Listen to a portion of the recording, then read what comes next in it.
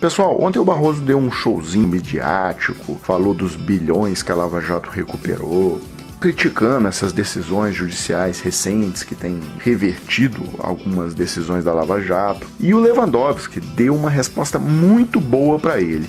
E o trecho da resposta do Lewandowski que saiu na mídia, nos jornais, não é o principal. Eu vou colocar aqui o trecho proibidão, o trecho que não saiu e que é o principal da resposta dele. Quero dizer também, senhor presidente, que há avaliações diferentes com relação a esta Operação Lava Jato. Há, por exemplo, um estudo que mostra que a operação provocou um desmantelamento de importantes setores da economia nacional, principalmente da indústria petrolífera e de sua cadeia de fornecedores, como a construção civil, metal mecânica, a indústria naval, a engenharia pesada, além do programa nuclear brasileiro. Esse estudo mostra também, senhor presidente, que se estima que a Lava Jato retirou cerca de 142,6 bilhões da economia brasileira, ou seja, a operação produziu pelo menos 3 vezes mais prejuízos econômicos do que aquele que ela valia ter sido desviado com a corrupção.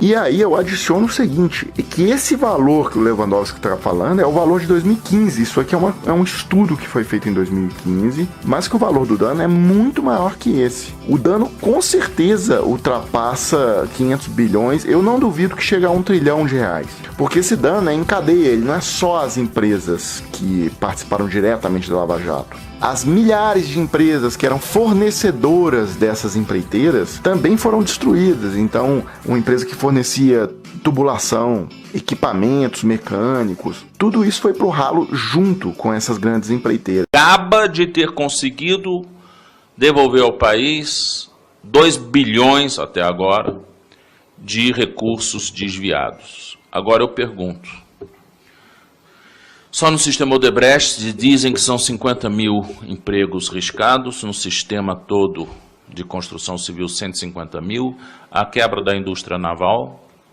o sério comprometimento da rigidez econômica de toda a indústria de construção civil.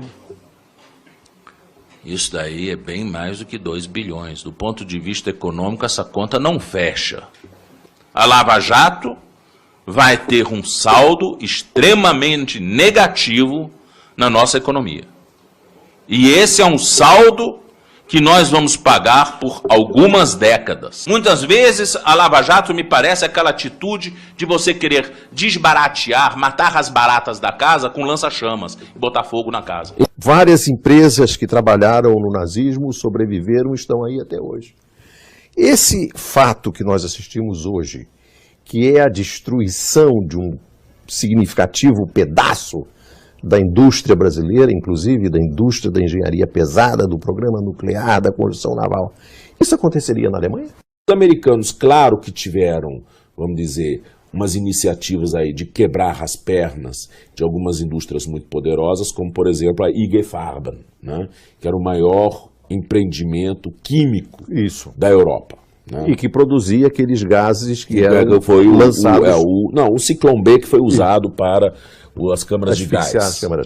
O IG Farben foi quebrado em 4 grandes empresas. Foi a Höchst, foi a Bayer, foi a BASF e foi a Henkel.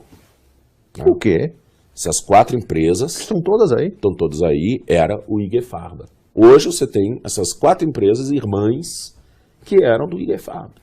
Então, até hoje, são grandes empresas alemãs. Produzindo os remédios que nós tomamos. Produzindo os remédios que nós estamos tomando. São donas, praticamente, da indústria química alemã, com enorme impacto internacional. Podemos lembrar também da Krupp, que fazia os canhões do Hitler. A Krupp hoje está junto com a Thyssen, né? ThyssenKrupp se juntaram os dois grupos. Então tem algumas coisas na Alemanha, né, que são muito curiosas. Mas o princípio que eu queria saber... E aí é o seguinte, o regime nazista e o regime pós-nazista procuraram preservar os empregos dos trabalhadores alemães. Com certeza. E eu volto a bater nessa tecla, isso só aconteceu porque a legislação do Brasil é ruim. É ruim porque não tem, como tem nos Estados Unidos, uma cláusula, o Senado americano, por exemplo, pode declarar uma empresa estratégica nacional para a preservação da tecnologia do país Então, por exemplo, empresas como a Lockheed Martin nos Estados Unidos jamais entram em um processo como esse da Lava Jato, mesmo que elas tenham cometido corrupção. Se pune os diretores e tal, mas você isola e a empresa é preservada. Os empregos são garantidos, o know-how da empresa, toda a tecnologia que aquela empresa tem é mantido e etc. Não se faz o que foi feito no Brasil, que é destruir tudo e jogar centenas de milhares de brasileiros na miséria. E, por fim, aí é um problema mais técnico, mas no Brasil, na verdade, essa leniência não funcionou, esses acordos de leniência, porque houve o problema dos múltiplos balcões. Então, você fechava um acordo de leniência com a CGU, mas o TCU, por exemplo, não concordava com os termos. A AGU também não concordava com os termos. O Ministério Público Federal também não aceitava. Então você não conseguia, na verdade, fazer a leniência das empresas. A leniência não funcionou. Então todas essas empresas foram falindo, foram entrando em recuperação judicial, uma a uma. E é claro, mesmo as que conseguem atravessar o período da recuperação judicial e conseguem um corte significativo na dívida, elas voltam 10% do que eram antes da Lava Jato. Então a destruição é quase completa.